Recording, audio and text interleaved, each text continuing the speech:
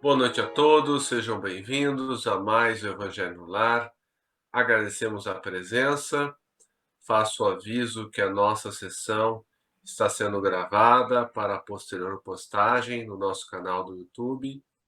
E antes da prece inicial, convido a todos na leitura do livro Agenda Cristã.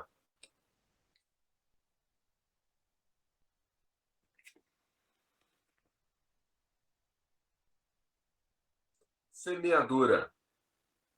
Sua generosidade chamará a bondade alheia em seu socorro. Sua simplicidade solucionará problemas para muita gente.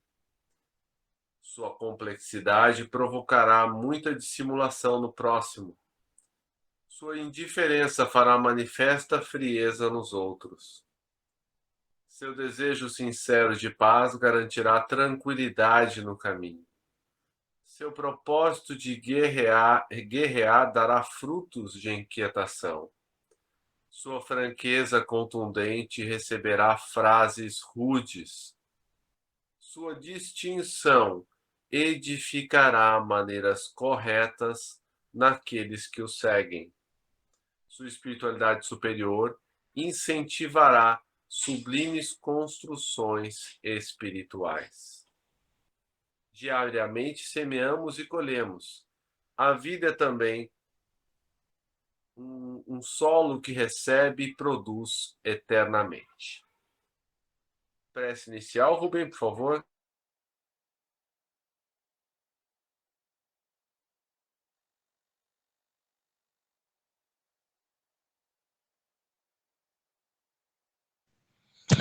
Ah, saiu da tela aqui.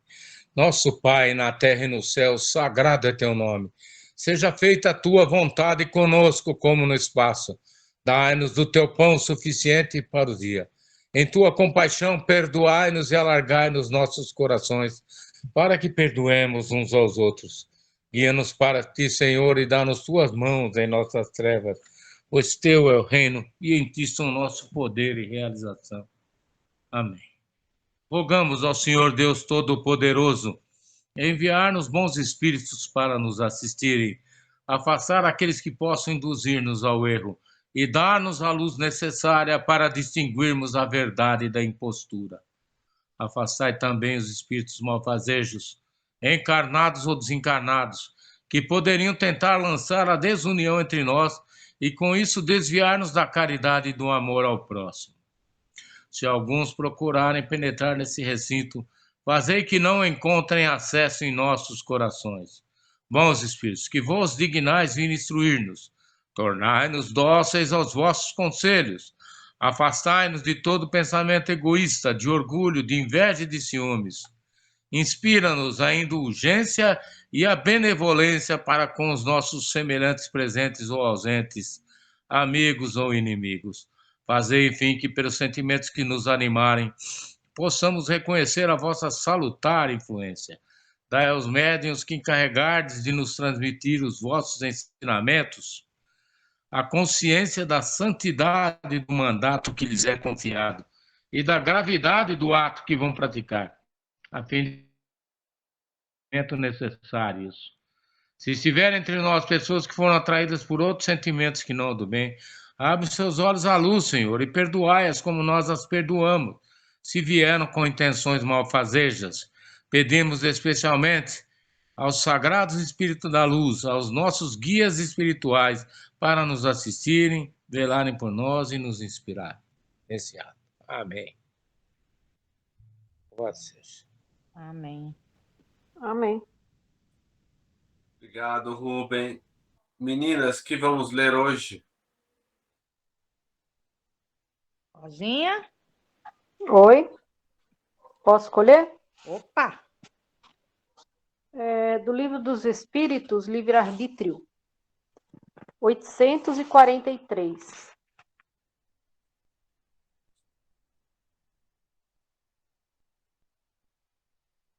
O Livro dos Espíritos, Livre-Arbítrio. Pergunta 843. Tem o homem o livre-arbítrio de seus atos? pois que tem a liberdade de pensar, tem igualmente a de obrar.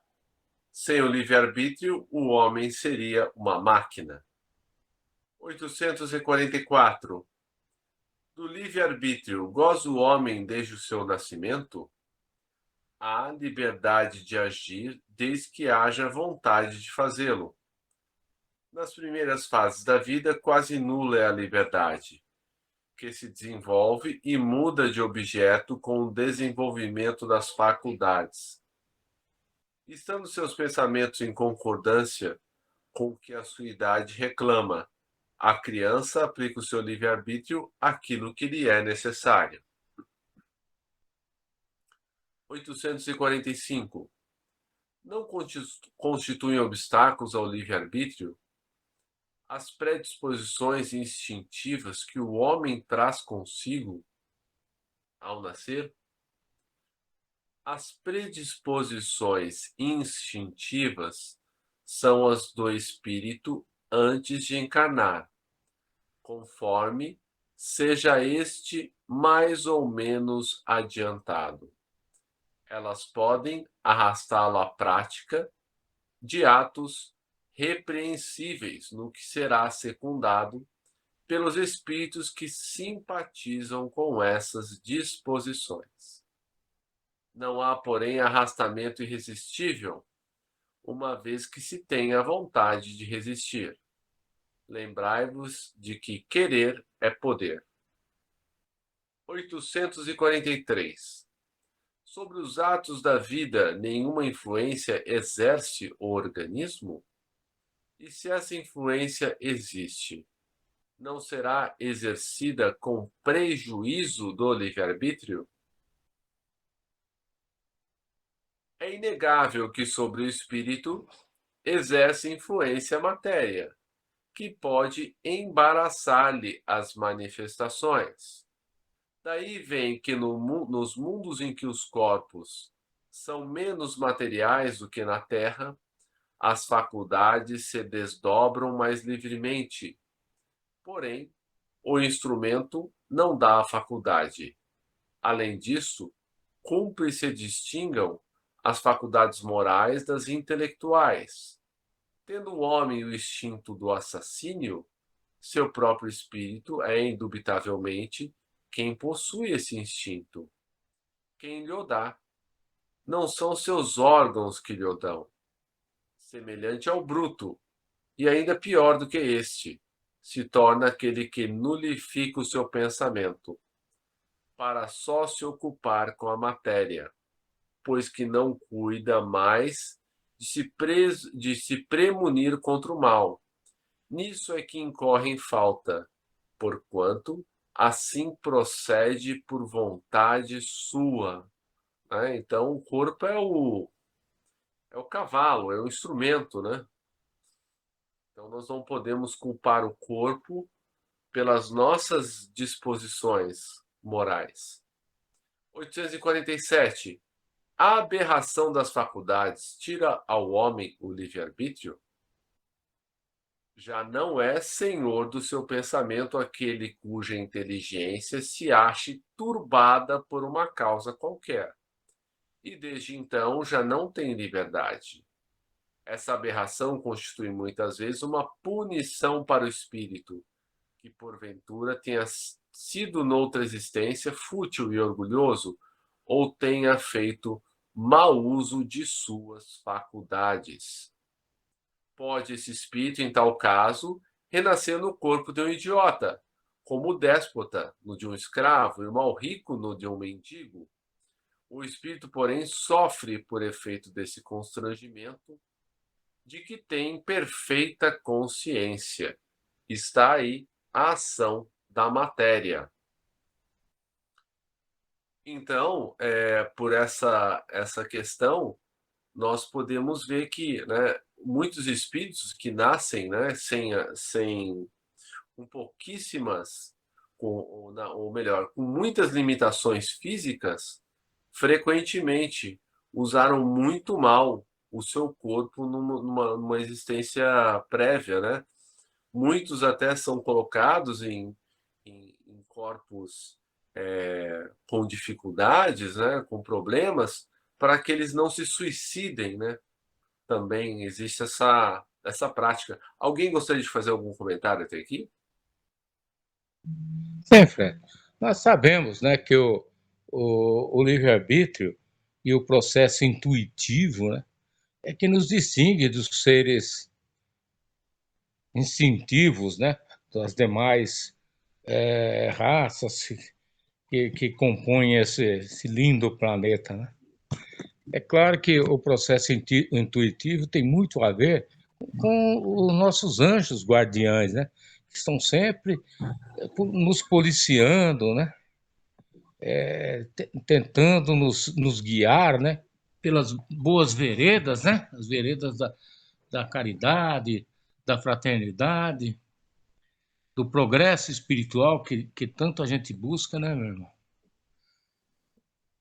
É o que a gente tem que pautar, né? Busca da evolução espiritual a todo custo. E o livre-arbítrio nos foi esse presente que nós temos, né? Que tanto nos distingue, é que é a ferramenta que a espiritualidade nos deu, né? Para evoluirmos. Obrigado, irmão. Por nada, Fred, por favor. Fred, Leandro, o livre-arbítrio é um dos fundamentos, né, do espiritismo, né? Porque aí você é um aspecto, né, uma lei, né, da evolução mesmo do indivíduo, né? Então, de fato, nós somos donos do nosso próprio caminho, né? E cabe a nós, né, tomarmos as melhores decisões, né? Então, Deus nos presenteou, né, com isso. Então a gente tem a opção de escolher o bem ou escolher o mal. Então aí está atrelada a nossa evolução. Se nós temos mais propensões aí para o bem, nós vamos tomar decisões que são benéficas para nós e para as outras pessoas, né? Então é um dos fundamentos do espiritismo, da ciência, né, que é o espiritismo, é isso. Então nós temos o dom da inteligência para poder avaliar as situações e tomar as melhores decisões em todos os momentos da nossa vida, né? Então, acredito que é extremamente importante a gente é, prestar bastante atenção aí nessa palavra, nesse ensinamento aí que a gente tá tendo a oportunidade de pegar. E é aquela história, né? O meu livre-arbítrio e o meu direito, né? Ele acaba quando começa o do outro também, né? Então ele está atrelado também ao direito de você tomar algumas ações, né? E está bem também atrelado com o nosso ego. Então, às vezes, nós tomamos decisões pensando muito no nosso ego, né? Também, será que isso é bom para mim, mas é bom para o outro? Então, a gente também tem que tomar cuidado com isso, de não só pensar na gente, né? Ah, isso aqui vai ser muito bom para mim, mas eu vou prejudicar o meu irmão. Então, aquela questão que você falou também na primeira leitura da semeadura, né? Então, o que eu estou semeando? Eu estou semeando, eu vou colher. Então, se eu estou prejudicando o meu irmão, foi bom para mim, mas eu prejudiquei o meu irmão. Então, eu vou subir pisando na cabeça de alguém, prejudicando alguém. Obrigado, Fred. Seria isso. Obrigado, você, Leandro. É isso mesmo, né? Na verdade, se nós formos pensar bem, conforme nós nos esclarecemos, o nosso livre-arbítrio vai ficando cada vez mais limitado, porque nós sabemos o que tem que ser feito, né? Não há, nós sabemos que se nós fizermos o mal, nós estaremos plantando aí coisas terríveis para nós no futuro, né? E então não faça aos outros o que você não gostaria de receber, né? A regra de ouro, né?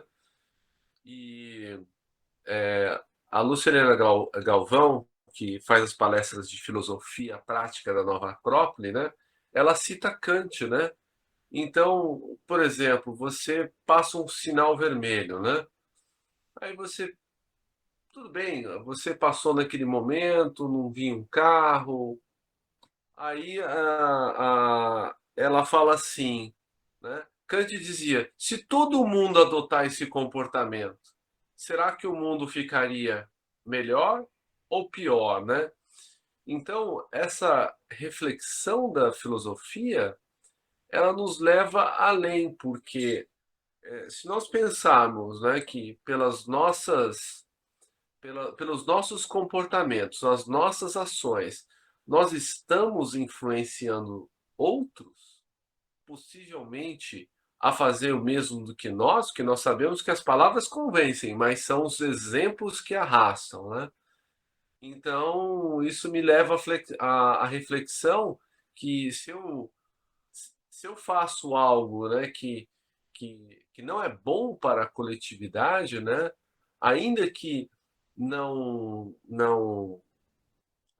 não maltrate, não invada a esfera de uma outra pessoa, o direito de uma outra pessoa, então eu tenho que tomar cuidado com isso, né? Se esse meu comportamento, se todos fizerem igual, é bom para o mundo? É bom para todos?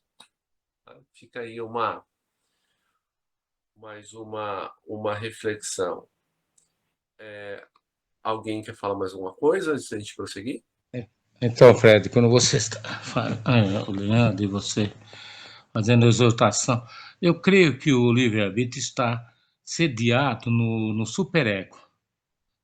Como disse o Carl Gustav Jung, ele estudou muito a parte do inconsciente coletivo, inconsciente pessoal. Ele fala que, né, está no superego. O superego é a instância superior que nos vigia, reprime e controla continuamente. Então, são esses fatores, né, que devem governar o comportamento humano, né? Eu creio. Porque, na verdade, o que ocorre também é um ensinamento de Ovídio, que ele fala assim: vídeo meliora, proboc, deteriora sequor. Isso quer dizer o seguinte: veja as coisas boas e as aprovo, mas sigo as piores, que é algo, é uma constante, né, na sociedade que nós vivemos, não? É muito atual essa frase, né, meu irmão? E tem outra, espero que eu não esteja cansando vocês, mas Miguel Cervantes falou certa vez, é algo que eu gravei, que é muito importante. 3 coisas em demasias e 3 coisas em falta são perniciosas aos homens: falar muito e saber pouco, gastar muito e possuir pouco, estimar-se muito e valer pouco. Creio que isso defina bem esse momento que nós estamos vivendo e todas as gerações pretéritas também incorreram nos mesmos erros, né, meu irmão? Parece que nós não conseguimos romper, né, com esse fascínio que nós temos por riqueza, por egoísmo, né, e todos os demais vícios e pecados que não convém enumerar aqui, né? Obrigado, irmão. Obrigado você, Rubem. Depois coloca essa no grupo que essa vai para as minhas fichas filosóficas. Eu vou ler mais um pouco. 848. Quer falar alguma coisa, Leandro? Não. Pode prosseguir, Fred. 848. Servirá de escusa aos atos reprováveis o ser devido à embriaguez, à aberração das faculdades intelectuais?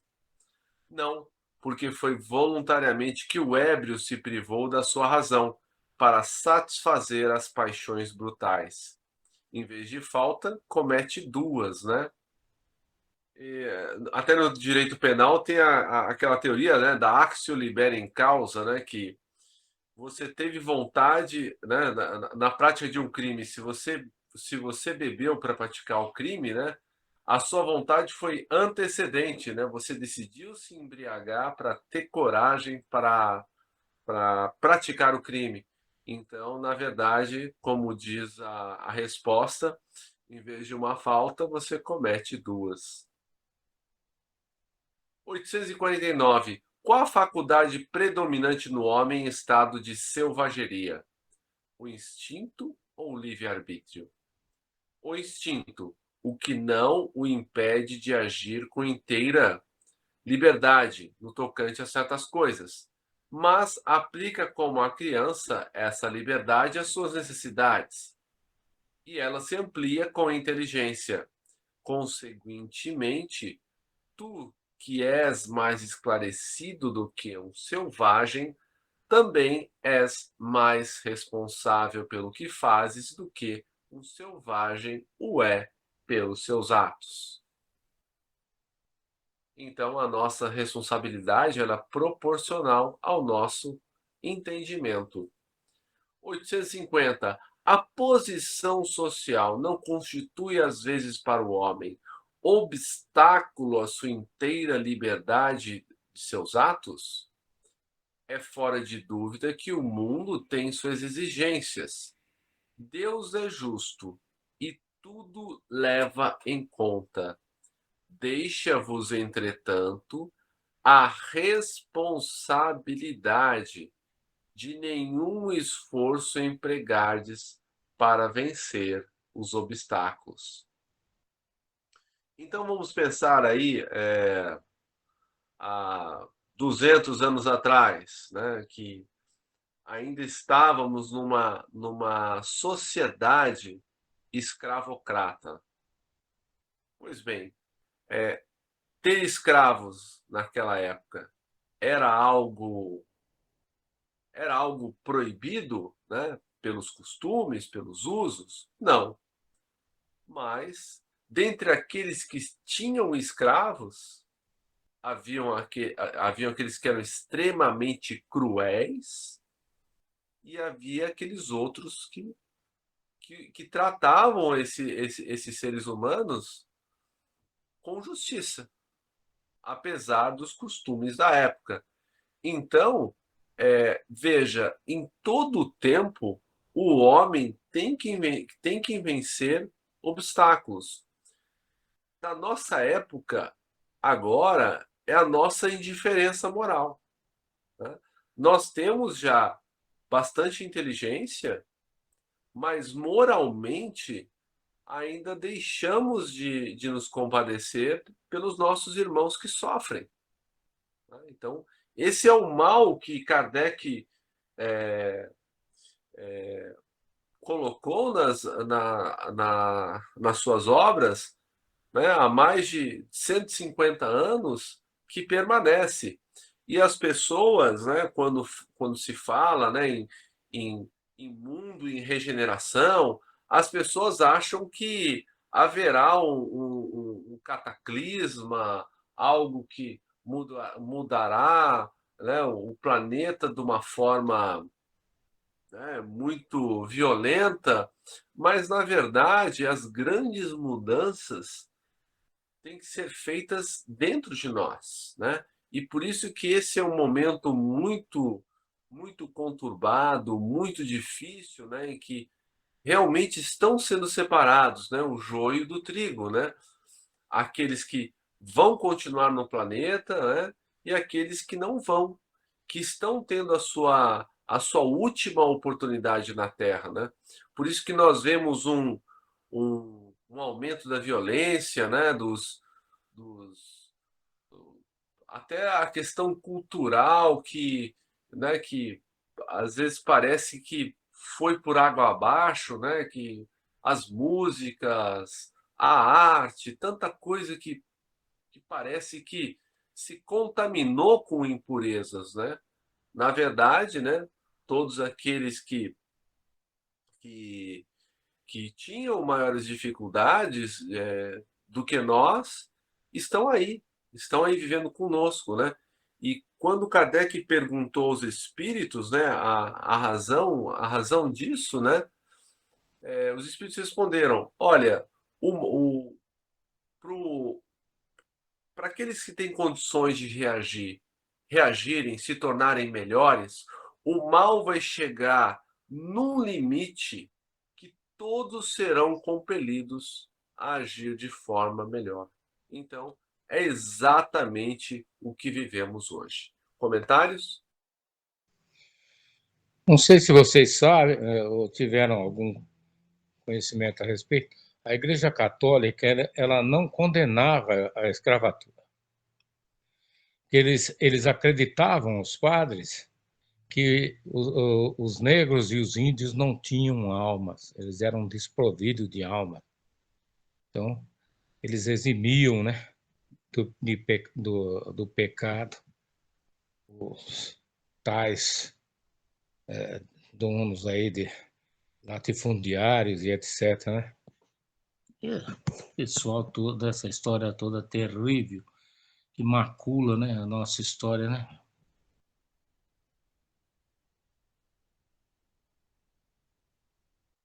Acredito que tenha sido Darwin que esteve aqui no Brasil, né? Que deu graças a Deus de ir embora, né? Que ele presenciou, né? A nossa sociedade escravocrata. Ele estava na casa de uma família, né? E um menino que serviu um copo não tão limpo de água, né? Foi quase morto, né? Por conta disso. E ele que falou para parar. Enfim, esse é um débito, né? Que todos nós estamos ligados, né? Porque evidentemente entre nós pode ter algum senhor de escravos de alguma outra encarnação, enfim, ou lucramos com isso. De qualquer maneira, é um débito que carregamos e que estamos pagando, né? De alguma. É um processo de expiação coletiva, né? Comentários finais?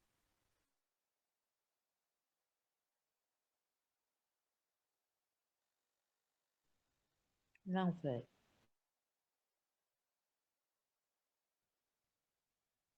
Vamos então passar para a parte das vibrações. Inicialmente, vamos agradecer a Jesus por estarmos aqui reunidos em nome dele, participando desse evangelho, juntamente com a espiritualidade maior que se encontra na casa de cada um de nós, que promoveu a asepsia, a limpeza dos nossos lares, para o nosso conforto espiritual e também para trazer todos aqueles que necessitam tanto dessas palavras como nós mesmos. E agradecendo a Jesus pela oportunidade, vamos oferecer o pouco que temos por todos aqueles que sofrem muito mais do que nós. Inicialmente, pelos nossos irmãos desencarnados que estão em sofrimento. E dentre estes, aqueles que escolheram, infelizmente, sair da vida física pela porta do suicídio, como Fred, a Verena, a Gabriele, a Juliana, o Elias e tantos outros. Que esses irmãos possam receber as nossas vibrações de conforto, de incentivo, pedindo à espiritualidade maior que os conforte, mas também que ampare as suas famílias, pois nós sabemos que o suicídio deixa um rastro de destruição, deixa um rastro de ressentimento, de mágoa, de tristeza para aqueles que ficam. E vibremos ainda pelos nossos irmãos encarnados e principalmente aqueles que estão com a ideação suicida, com essas ideias tão nefastas, mas não só por eles, mas também pelos seus inimigos, o qual chamamos de obsessores, muitas vezes como se fossem algo que precisasse ser retirado, removido, mas nós bem sabemos que existe um liame, um link, algo que liga o obsessor àquele que sofre a obsessão. Nós sabemos que muitas vezes esses irmãos que hoje são obsessores foram traídos nas suas mais caras afeições e, infelizmente, não puderam perdoar aqueles que os traíram. Então, peçamos a Jesus, o único Espírito que realmente tem poder sobre todos nós, que Ele ampare esses irmãos, para que esses irmãos possam reatar esses laços tão importantes. E que agora possamos fazer uma vibração especial por todos aqueles que nos vêm à mente neste momento.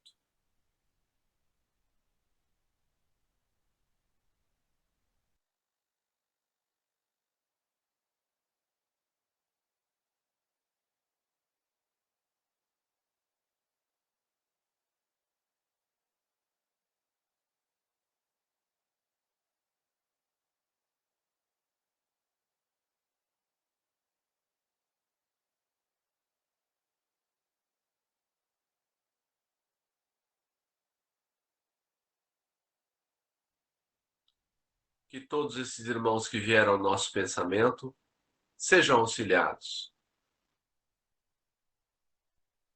Mais do que coisas ou situações favoráveis, que possamos pedir nesse momento o auxílio necessário à nossa vida agora.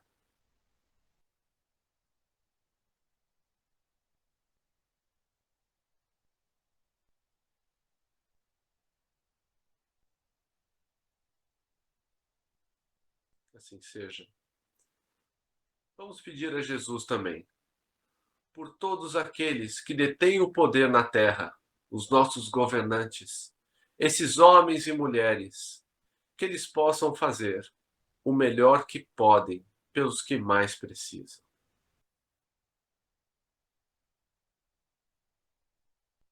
Vibremos também pelos indivíduos que anonimamente fazem a caridade e não são manchetes dos jornais. Pelos centros espíritas, templos, igrejas, seitas de quaisquer natureza que professem o bem e a caridade. E por fim, peçamos a Jesus que nos fortaleça no caminho do bem, para que possamos cumprir com coragem os nossos deveres, fazendo a nossa pequena parte na construção do reino de regeneração que Jesus nos prometeu, mas que começa no coração de cada um de nós, os nossos esforços diários, constantes, para dominar as nossas más tendências. Que assim seja. Graças a Deus. Prece final, Rubem. Agradecemos aos bons espíritos que vieram comunicar-se conosco. Pedimos que nos ajudem a pôr em prática as instruções que nos deram e façam que cada um de nós, ao sair daqui, esteja fortificado na prática do bem e do amor ao próximo. Desejamos igualmente que essas lições sejam proveitosas para os espíritos sofredores, ignorantes ou viciosos, que puderam assistir a essa reunião e para os quais suplicamos a misericórdia de Deus. Uma boa noite a todos, Jesus nos abençoe sempre. Boa noite, obrigado, gente. Amém. Boa noite. Fiquem Boa com noite a Deus. todos. Boa noite.